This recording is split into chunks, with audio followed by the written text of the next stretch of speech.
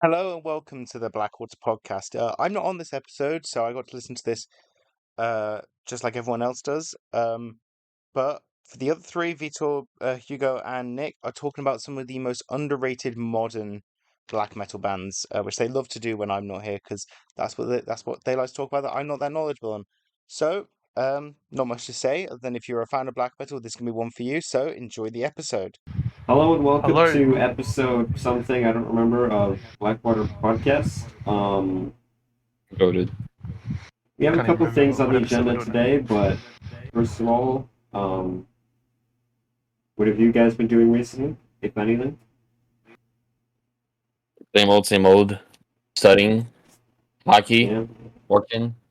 Um, just glad that the Brit's not here today. So just the three of us. Yeah. Mm-hmm. No, war's gonna start today. Yeah. Oh yeah. And we can actually talk about black metal, right? And I heard that's what's Yeah, I on the know. agenda today. Yeah. Um, so for me, I went to a ghost show on Friday. This on Yeah, Sunday. I saw your tweet on it. Which was sick. It was awesome. Mm-hmm. I was gonna buy.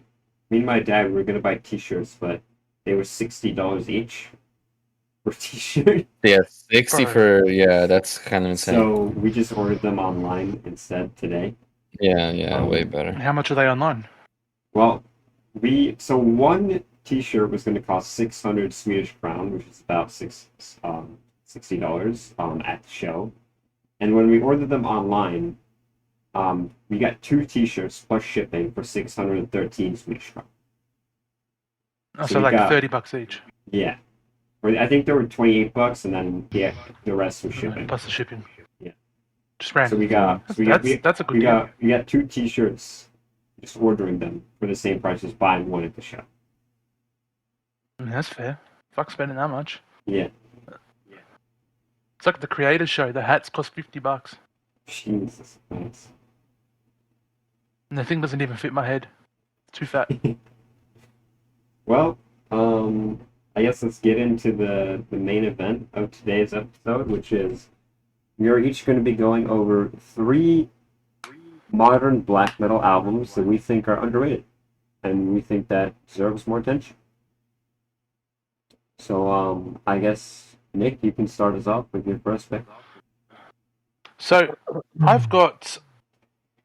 I don't know how to pronounce this, so I'm sorry if I butcher this. It's Equinox Vigil by NX Orum. They're from the US. They're like a... I guess you could say melodic black metal. But they're more standard, but they do have some nice melodies here and there. I do highly recommend. Their album covers are sick too. They're very like old school looking, like with nature, and it's a good listen, you know. Mm. Yeah.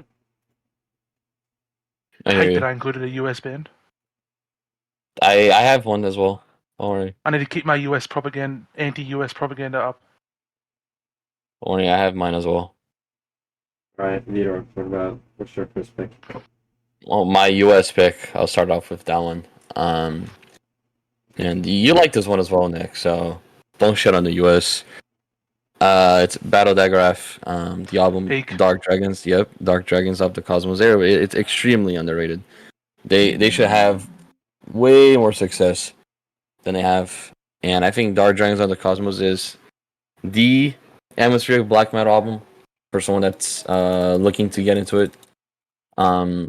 Because I mean it's obviously it's extreme metal, but it's also light in a way to get into it. Because It's not too intense. it's Like not the too album intense, cover. exactly. It's a beautiful album cover. It's not intense. Well, it is intense, but it's not intense to the point where. But it's loses you. intense, but it's pretty simple in what it's doing, and it's a good intro to atmospheric black metal. It was my intro to atmospheric black metal, and I love the genre, so I think that it plays a big role in that. Yeah. And again, I can should have confirm. way more Great success than they have.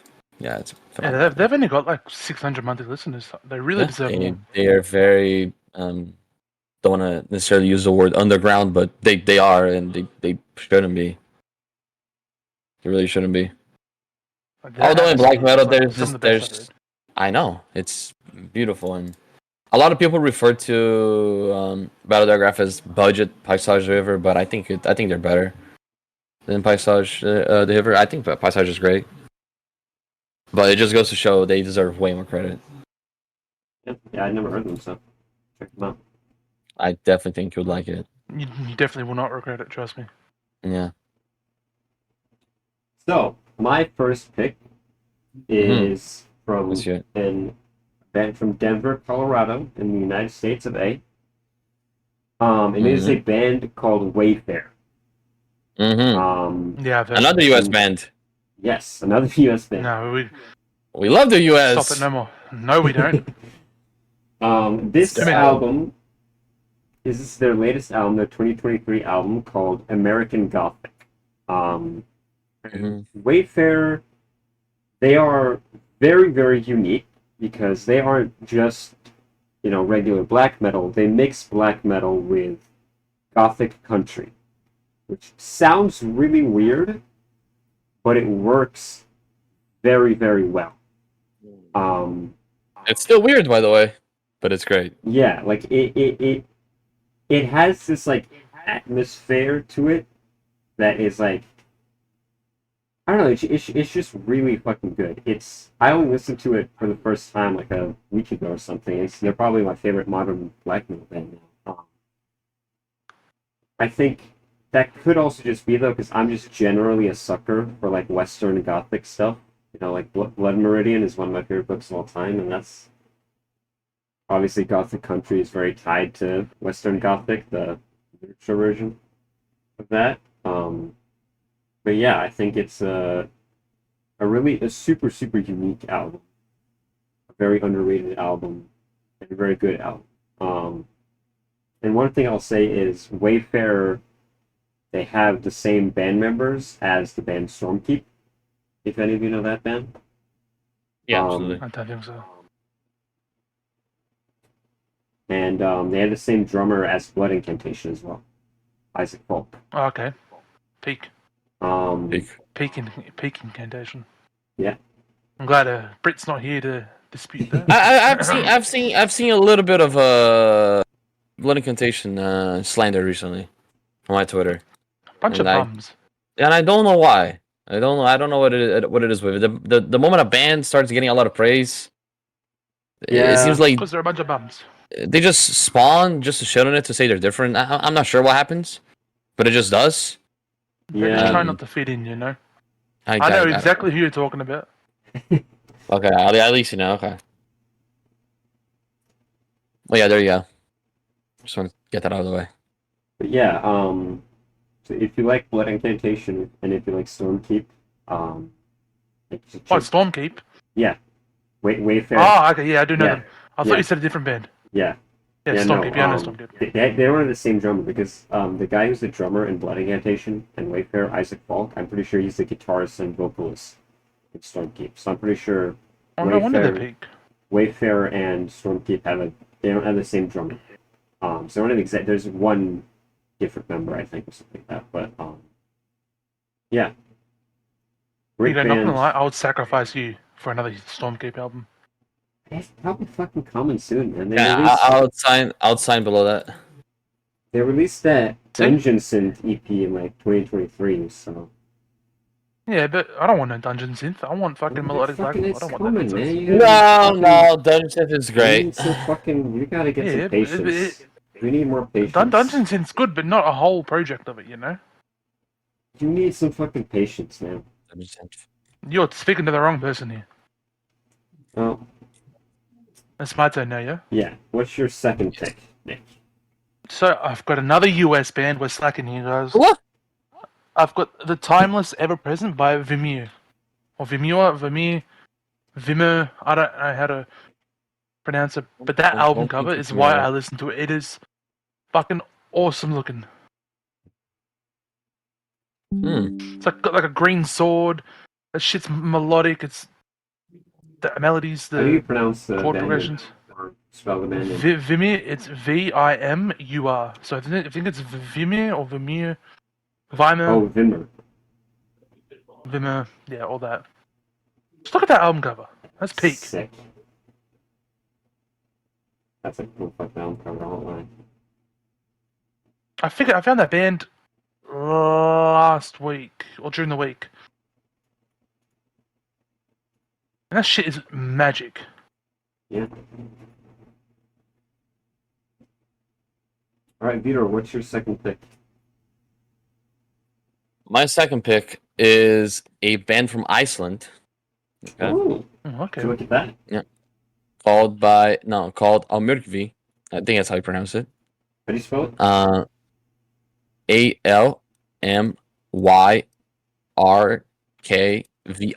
Almyrkvi. Almyrkvi. Yeah, that's like Yep. And the album is called Umbra. And it's very similar in sound to Battledigraph, but it's softer. There's clean vocals, and clean vocals in atmospheric black mode is not something you find often, but I think it's extremely unique, and that's why I think they're super underrated because nobody talks about them, and I think they're super unique. And I love their sound. There's nothing else to say. I think they're great. And again, little to no recognition. Yeah. Okay. Iceland has a really not many black metal bands, but the black metal bands that do come there are always so good. Yeah. That's what I've seen as well. Yeah. They are a very small country. I think they only have a population. There's only they don't even have 1 million people. Yeah, they have like 500, 600,000 people, something like that. Yeah. So it makes sense that there aren't that many bands out there. But I do agree that when you do get an Icelandic band, they are fucking great every single time. Feels like they got to work extra hard to. Yeah. I'll always listen to an Icelandic band. Yeah. Doesn't matter the genre. I think Unless it's like Iceland's NSBM, just a great country. I want to go there. It's the only It's so peaceful. It's the only country in the Nordics that I haven't been to. Well, I that don't means know you've been about to peaceful. Yeah. Yes, yeah. I have been to Denmark. Oh, ew! Why would you want to go there? Well, I didn't want to go there, but I'm we joking. had to go there because our flights have stopped at a middle landing multiple times, and I was just been My there a few condolences. times when I was a kid. My condolences. I'm joking, by the way.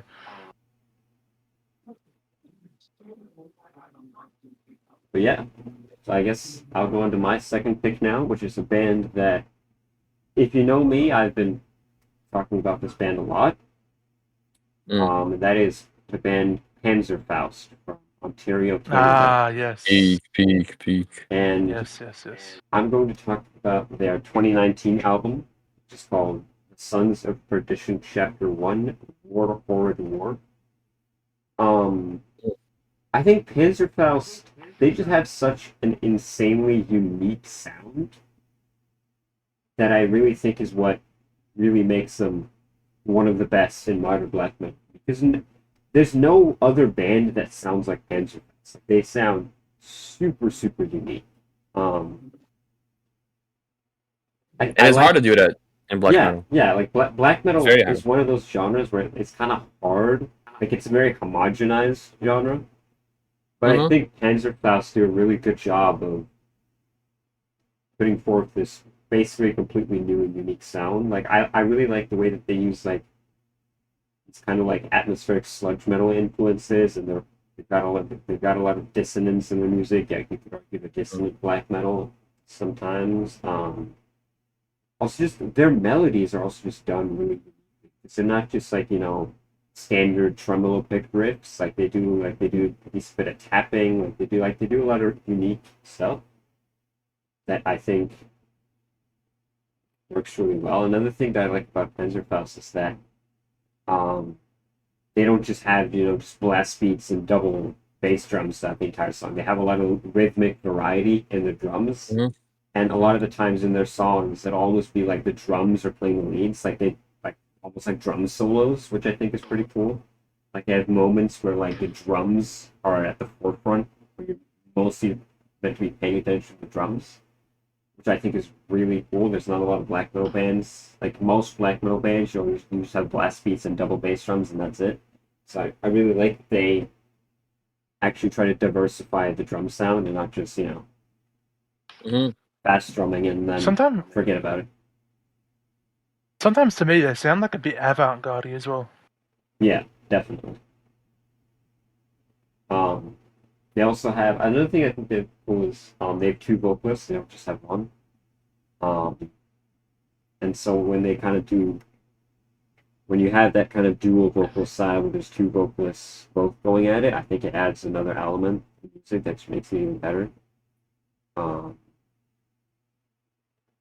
They also is a black metal band where you can actually hear the bass, which is another thing that's pretty rare. A Very lot rare. of the times, with black metal, the bass kind of gets buried in the mix, but with Panzerfaust, you can actually kind of it's not like you can actually kind of hear it, and they also give actual attention to it and not just have it be just there in the background. They don't really do anything with it. You can actually hear it. It actually does something other than just be there. And I think one of the reasons they do that is that they only have one guitarist, so they only have one guitar playing. Okay. So it's not as impressive, maybe? Well, I wouldn't say that, but I think because they only it's not as the guitar isn't constantly in your ear. If you get what I mean. You know what I mean when you listen to I like metal, that. I like that. You always I'm not saying it's bad having tremolo picked guitars to the song. Yeah. But I think the way that Panzerfaust do it, where they use the guitar more sparingly, I guess you could say, I think it works out really well. And lets the other instruments shine. Yeah.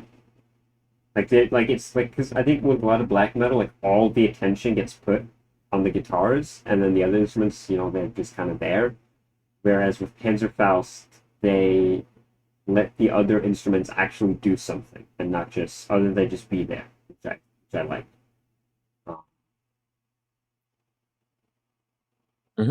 And I also saw this band live last year. I think I talked about this on the podcast before. They opened for Canonian Fever when I saw them, which was very sick show. The volume was maybe a little bit high, but my ears were ringing by the end. But other than that, well, if you did you wear earplugs? Yeah, I was. Okay, good.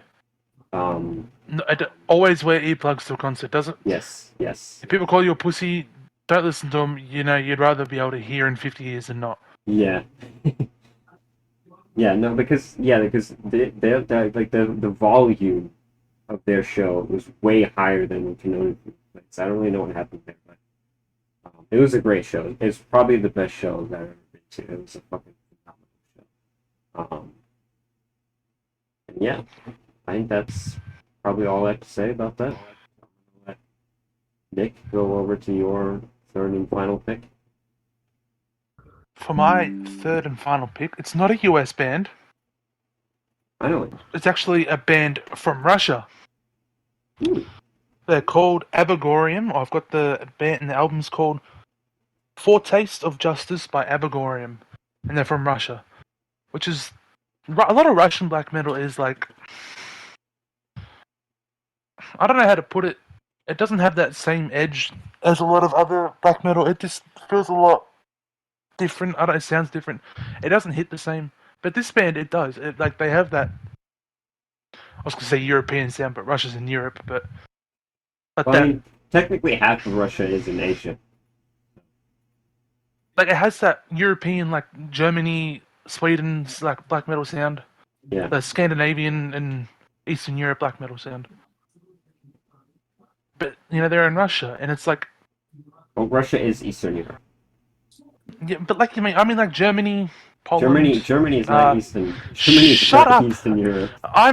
Look, man, it's 2 in the morning. Give me a break, alright? Alright. Give me a break, it's 2 in the morning.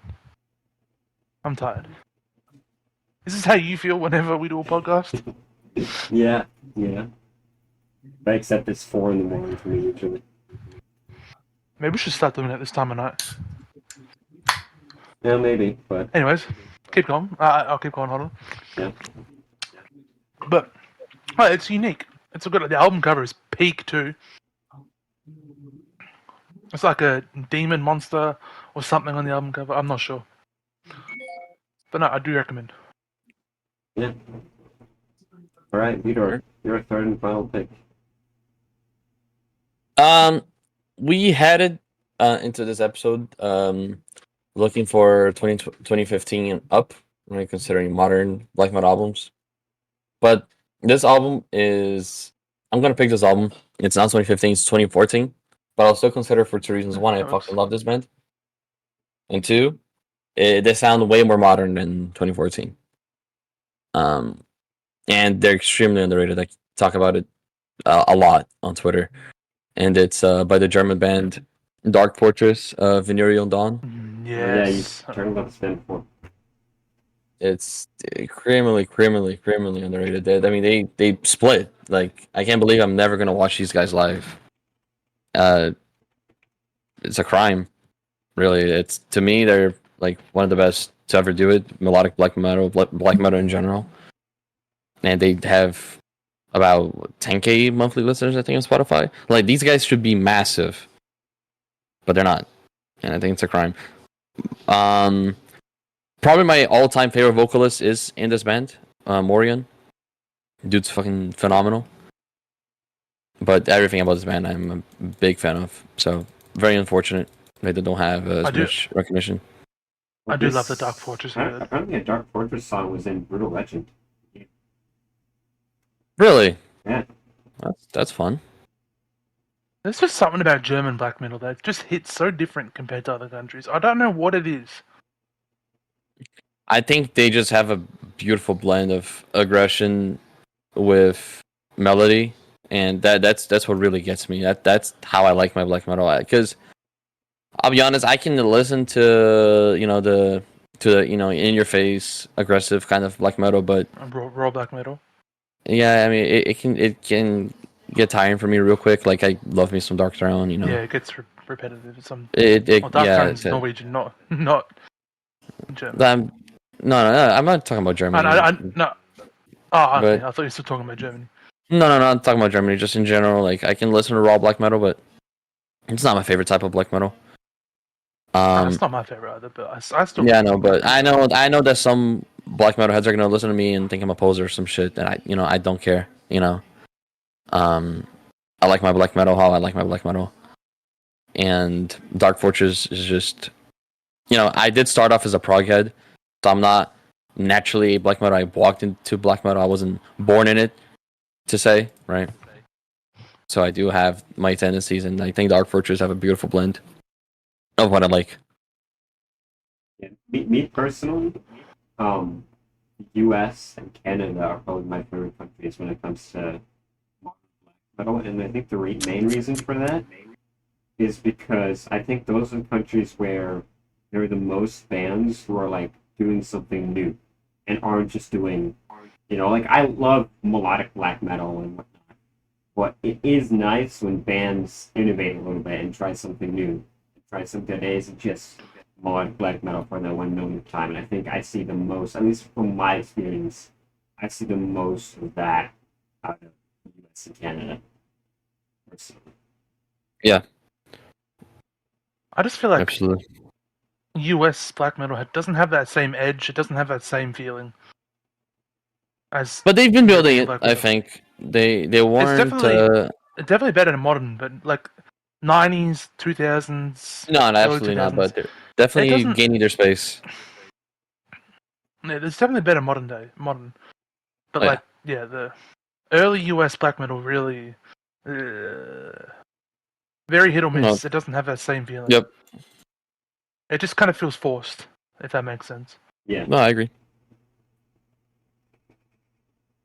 So I'm gonna go on to my third and final pick.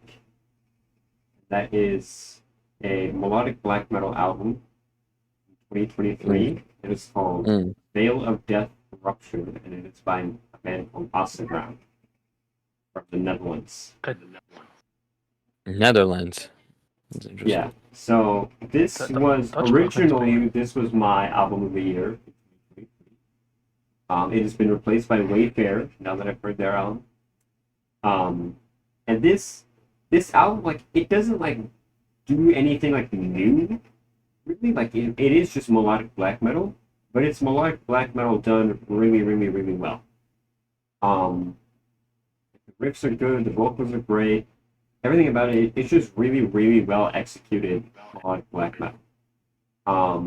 Another thing that I think is cool about them is that Ground is an all-girl black metal band. Like it's all the members are Oh, women, okay. which in black metal is pretty That's rare. rare. Yeah, it's not very common. So I like supporting bands that have women But I members. can't imagine what their fucking comment sections are like on that fucking. Yeah, I've Christ. seen the few times that I've seen them be talked about on Twitter. People have said some not very nice things in the reply sections. I think it's not great. I do wish that extreme metal was less misogynistic, but Hmm. that's why I'm doing what I can and supporting bands with women in that cycle. But yeah, really good album. Again, it's not really doing like anything new or anything, but it's just a good album. It's well executed, black. If you're purely hating the music because it's a woman singing, you are missing out on peak music. On some peak music. Very true. I think I remember what's that one band like Absu or whatever? I remember they kicked out one of their members. Oh yeah, Absu. Yeah, because she came out. they came out as trans. Yeah, they came out as trans, but they didn't kick And they her. kicked her out They didn't because kick. No. They didn't kick her out of the band because she was trans. If I remember correctly, they kicked her out of the band because she was now a woman, and apparently women don't have a place in black metal. Oh, that's just cap. Yeah, That is so lame. I could be. At least I think that was the reason. I could be talking about it out of my ass too, but I'm pretty sure I remember that. Yeah, I do. I think it was Absu. Yeah. I know. Absu kicked out. Remember their trans member. I don't know if it was because they were trans though. Like I don't know if it was because they were transphobic though, or if it was because they were misogynistic. It's one of the two. Long story short, they're fucking losers. Yeah, exactly.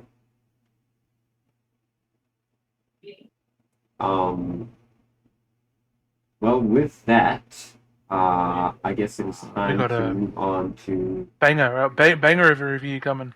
2025 album. I reckon you go first this time, Hugo. All right. So my pick this time is an album called Tooth and Nail by a band called Dormant Ordeal. Which is it's a Polish band. And it is like blackened / technical death metal with like some dissonant death metal elements. It's a pretty unique sound, I'd say. And it is just really, really fucking good death metal. The riffs are amazing. Vocals are amazing. The drumming on this album is definitely the best part about it. The drumming on this album is insanely good. Absolutely top tier drumming. Goated. It has it's also really good because it kicks you off right in the start and then it just punches you in the face and it just doesn't really stop punching you in the face. Yeah, it's just it's a really good album. Sadly, they're Polish. Sadly, but yeah, Farad's gonna be on your ass. Really good album. I've seen quite a few people talk about this album on Twitter, which is how I discovered it. But if you haven't listened to it yourself yet, go listen to it. It's great. So I'm gonna give it over to you now, Nick. I have got. I don't know how to pronounce this band either. It is an LSC, and this is in brackets. Hold on. 1952 to 1976. Sorry, by Under the Night Sky. I think it's like a concept album. That's why it's got like the weird title. Because the album before it also has the same thing. So I think it's like part 2 of that album. I haven't listened to that one yet, so I'm not sure. But they're a German band. It's like avant-garde black metal, and currently that album is my album of the year. I love the wackiness, the experimentation, the is it the I don't know what the word is. The wackiness, that's it. Mm. And it's like it's done very well. Like avant-garde black metal is not like hit or miss a lot of the time, but this one's like really good. I very much recommend, and it's like Germany. Of course, it's gonna be peak black metal. Well, as long as it's not an SPM. There's a lot of injury. No. Surprisingly, they don't. Germany doesn't actually have a lot compared to other countries. They definitely do. Compared to other countries, at least. I mean, yeah, they got. Well, I mean, definitely I don't think they have any less than other countries. But I guess. No, I feel like a lot of. You'd be surprised against how many German bands are against. My fucking mutual, he's from Germany. He says there's tons of fucking NSPM labels. I mean, yeah, obviously, but compared to other countries, I don't know. it's surprisingly not as many. I don't know. I don't think I agree with that. But let's move on to Theodore's 2025 album. You know, we talked about black metal a lot in this episode, but my pick for this episode for 2025 album is The Passing by Jacob Roberge. It's a progressive rock album, and the only reason why it's not my prog rock album of the year is because Steven Wilson released the overview. It is really, really good. It's a fantastic album. It really caught me by surprise too, because I had seen some people talk about it, saying it was good or whatever, but it surpassed my expectations. It's really, really good. It gives me kind of a vibe of maybe some it has some Steven Wilson to it. There's definitely some Porcupine Tree inspiration. Fucking Steven. There's definitely some inspiration on it. There's maybe some little bit of Opeth passages as well. Maybe some Kim Crimson. It's very all over the place. A lot of inspirations, and I think it's really, really, really good. I don't know how many other works Jacob Roberge has. This was my first album that I ever listened. It seems like it's his debut, judging by album year. Okay. Well, I'm not sure if you worked with any other bands or whatever, but I definitely think it's exciting for whatever he has to release in the future. It was a very, very good listen. I need to get into more modern prog rock. Modern prog is really good, and a lot of old heads like to say that prog rock is dead, and it's just really not. The Clowns. Oh, there you go. The modern prog rock I've heard is good. I think Ben Time is technically a modern prog rock band. Oh, hold on a minute. This is gonna be off topic here. But Crystal Palace are currently beating Liverpool. Really now? They might win the game. There's about 20-something minutes left. I don't know with extra time, but well, it's actually very believable. If they beat Liverpool, are you going to be top happy 10 next year? We're making top 10 next year.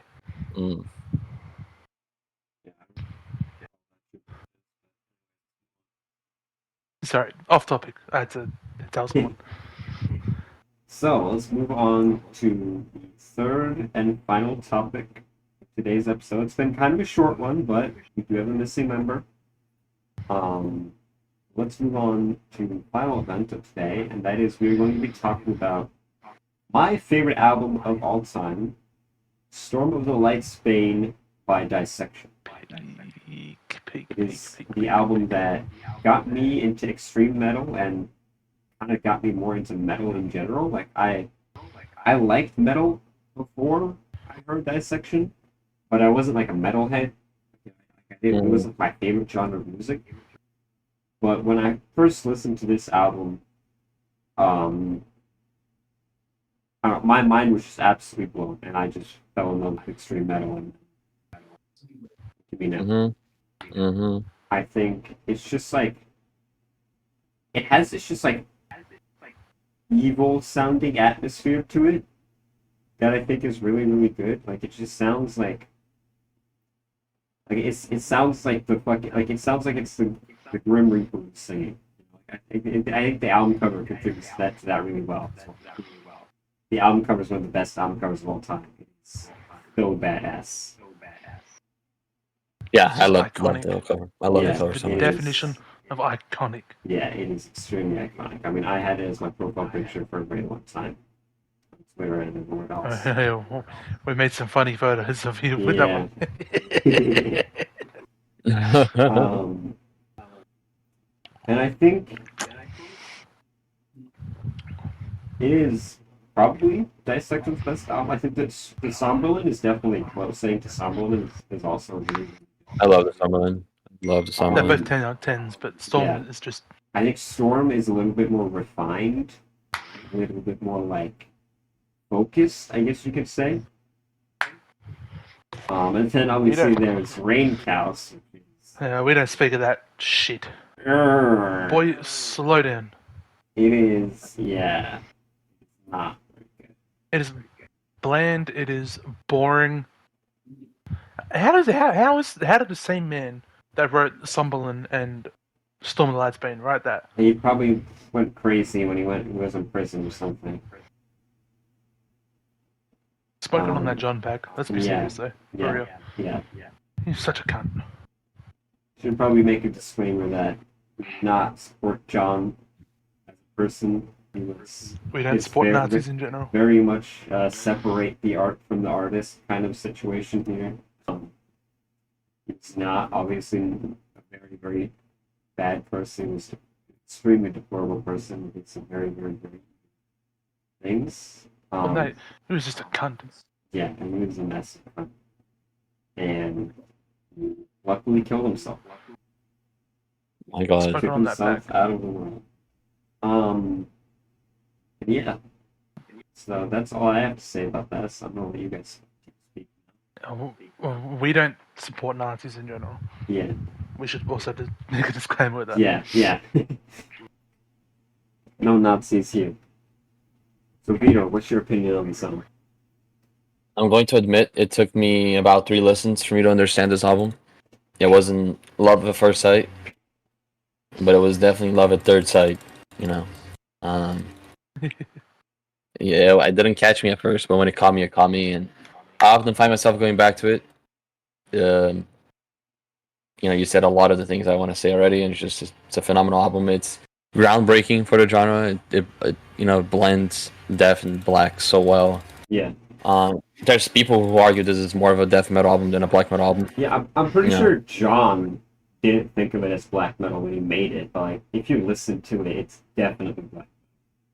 I get mostly black metal vibes from it, but the instrumentation, it's very close to that. It has a lot of Melodeath influences, which makes sense because Dissection was part of the Gothenburg scene. Like they played a lot of shows like at the Gates and In Flames and stuff like that. And Dissection, I'm pretty sure John was friends with At the Gates. For like during like the mid '90s, they put a lot of shows together and stuff. And they were part of that general Gothenburg Melodeath scene, so it definitely makes sense that they had that kind of like Melodeath sound kind of mixed with the black metal, but to deny them black metal as a whole is stupid because they are black metal. Yeah, absolutely. Even if like at the time you maybe could say they're more Melodeath, I think with the influence that they had on black metal, that alone I think makes them black metal. Even if like if you like in 1995, yeah, sure, maybe you could have said they were Melodeath, but like today, with how much influence they've had on black metal, it's kind of stupid to deny their black metal sound, like some people do. But yeah. Yeah, I mean, it's just a phenomenal album. It was also one of the first black metal albums that I listened to. Yeah. Yeah, I think... And Are you Sorry, I was just You gonna say. go. Yeah, at first I was gonna say at first when I listened to this, I was like maybe black metal is not my genre because maybe just a few albums here and there, kind of. Yeah. Because I remember when I first listened to it, and again, it didn't catch me at first. And I was like, man, people talk about this album like it's one of the best of all time, and it just didn't catch me. So maybe black metal is not entirely my thing. Obviously, I was wrong because I love black metal and I love this album, but I'm glad I was wrong because if I just brush it aside and I could have committed a mistake probably. So didn't commit that mistake. Yeah. Yeah, I think what's good about this album is that it's a very, very good like intro to black metal. Like if you've never heard black metal before, I think Especially, this especially if you like death metal, right? yeah, I think if you've never listened to black metal before, this is a very, very good place to start because not only is it like Okay. a contender for best black metal album of all time, but it's also still pretty accessible. Like, it's not like crazy Yes. intense or anything. Yep. But I think even if you've never listened to black metal before, I think this is this is like one of those must listen albums. Where it's like absolutely missing out if you don't. Listen. Yeah. And there's just Honestly, when I first listened to the album, I thought it was sort of overrated. I liked it, kind of my first experience maybe as well. but I gave it like a 7 out of 10 or something. Like it's still good, but Yeah. But that second listen, I will never forget that second listen. That shit clicked so goddamn quickly. Mm, yeah. Yeah, I'm like, I was such a Yeah. dumbass for not liking this. this album definitely completely changed my life because I don't think because like again, this is the album that kind of like really, really got me into extreme metal. What's it called? Slaughter of the Soul by At the Gates and The Jester Race by In Flames and also Clean End by In Flames also helped. Those were also albums that I listened to right after I listened to this one. But this album like really like shoehorned shoehorned me into really, really getting into extreme metal and really like, falling in love with it. Well, if you never listened to it, this podcast wouldn't be happening. Yeah, exactly. Yeah. Call that a butterfly effect. Mm-hmm. True that. And we're talking about it now. Isn't that beautiful? True that. It is beautiful. I love music, guys. Yeah. Oh, do you guys have anything else you want to say about Storm of the Lightsbane or Dissection? Or, anything else you want to bring I up? know. I said it before, but I'll say it again. The cover is beautiful. Oh yeah, yeah. The cover I is. think contender for one of the best album covers of all time. Oh yeah. Oh yeah. 100%. It is. It is so iconic. Super badass. It's that album's album cover is exactly how the album sounds. Yeah. 100%. It is perfect. I don't know who was the artist of it.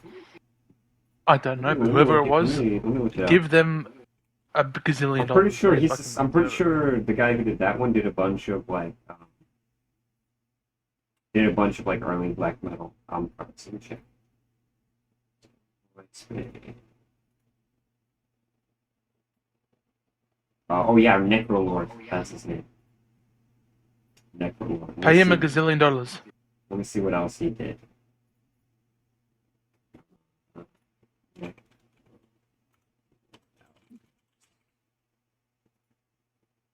Let me see here. Oh yeah, he did In the Night Side Eclipse by Emperor. Peak, man. He also did Somberlum. He did he did Massive Killing Capacity by Dismember as well. Dude, those 3 albums are some of the best album covers ever. Yeah. And he also did Sacramentum for Away from the Sun. You guys know that album? Mm-hmm. Peak. Yeah, this guy's done a bunch of stuff. We did he's done a bunch of stuff since. It's probably I mean this guy probably the most influential like black metal album artist. Probably. Because without that album, we don't get melodic black metal, sorry. Or no, I mean like album covers. Like Oh, album album covers. like album cover style. Like if you think of like the Still, sound, without that album, yeah, yeah. This and the Ensemble kind of created melodic black metal. I think Oliver kind of like I think bands like Oliver and Windier kind of helped with that as well, but I don't think any of them like really defined it as well as Dissection did. And then no band, no melodic black metal band did. and then obviously came a bunch of bands after them, but I think Dissection was really the first band who really encapsulated that like iconic mellow black sound that is everybody knows now. Mm-hmm.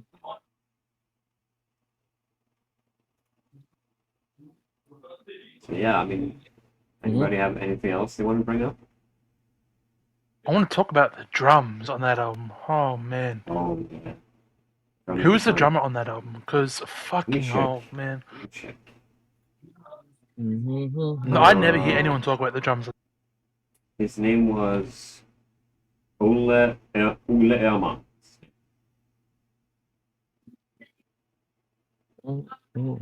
He also deserves recognition. Yeah, and he's yeah. I mean, I think all the instrumentation on this album is great. It was also Don Swana from Edge of Sanity. Don Swana. I'm pretty sure I know he does some screams on it. Also on the song one. I think he also produced it, if I'm not mistaken. Yeah, he did the engineering. Which I mean, I think Don Swana, he's probably the single most important Swedish extreme metal person. That motherfucker produced like the amount of stuff that guy did in the '90s is insane. Like he's probably the most influential singular person in like Swedish extreme metal. That guy produced. He produced for Opeth. He produced for Dissection. He had Edge of Sanity. He produced so much, and he's still producing for like underground extreme metal bands today. Like if you know Mother of Graves. Yeah, I know Mother of Graves. Yeah. One of the guys in that band is mutual on Twitter. I'm pretty sure Don Swanner produced their latest album. If I'm not mistaken. He's definitely in the GOAT conversation, in my opinion, when it comes to extreme metal, and especially Swedish extreme metal. I mean, if you look at the amount of stuff that he's like mixed and mastered on Metalum, the list just goes on and on for how much stuff he's done. I think he's the absolute GOAT. My GOAT. Well, I think very valid. I think that's it. Don't have a whole lot more to say. Yeah, it became kind of a short one, but it is what it is. No wars this week with it because the Brit's not here. No conflict. Well, listen, short one, but still plenty. I think our underrated picks were very good picks. Yeah, I think thought so. That is probably all for us then. So, good salutations to everybody who listened to this fine podcast this evening, and we will see you next week. Hope to have covered this time. Goodbye. Maybe goodbye, everyone. Goodbye.